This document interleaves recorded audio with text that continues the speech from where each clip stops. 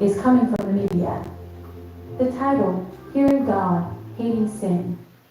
In the sun-scorched deserts of Namibia, life for young Wapahuro was a cycle of trouble. He stole, he fought, he drank, and no one seemed surprised. Among the Himba people, this was part of life.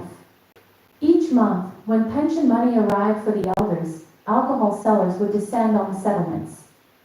The drinking began, the fights followed, and sometimes blood was spilled. When the money was gone, some turned to stealing even livestock to keep the cycle alive. Wapahuro himself once caught young men in the act of skinning a cow.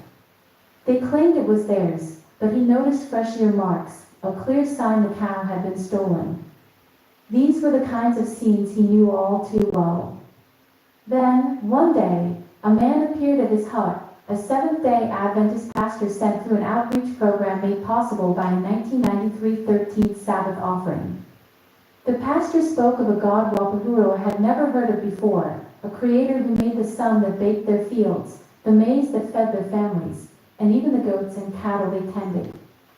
Something in those words stirred his curiosity. That Sabbath, Wapahuro went to hear more. Under the shade of a tree, the pastor read from the Bible. Wapahuro couldn't read himself, but the words reached deeper than any book could. Week after week, as he listened, he became what he once loved, the stealing, the drinking, the fighting. On weeks when the pastor couldn't visit, Wapahuro would rise before dawn and walk 7 hours to the nearest town to worship. The journey was long, but the hunger in his heart was stronger than the thirst in his throat. At 23, he gave his life to Jesus and was baptized. Now 46, Wapahuro admits the struggle is real. It's difficult to be a Christian, he says. It's hard not to steal, fight, and drink. That is part of our daily life here. Yet, he stands firm, living proof that when God plants a seed, even in the driest desert soil, it can grow into a tree of life.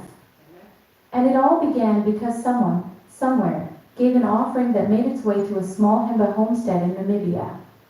The same Sabbath offering that reached him decades ago continues to bear fruit, proving that when God plants a seed, even in the driest desert, it can grow into a life forever changed.